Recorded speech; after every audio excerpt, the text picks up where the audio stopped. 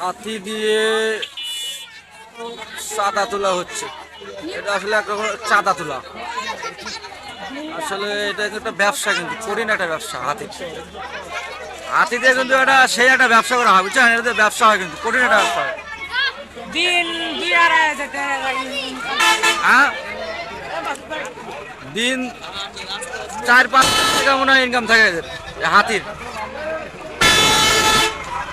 এই হাতি, এই হাতি, পালাও পালাও পালাও পালাও পালাও পালাও পালাও।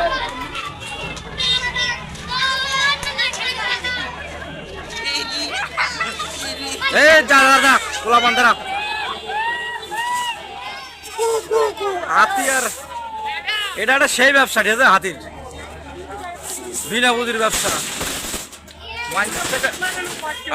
হয় পুষ মানায় অনেক কষ্ট। ব্যবসা করে বাবু, ওটা হাতির ব্যবসা, এটা কয় লাভ নাই।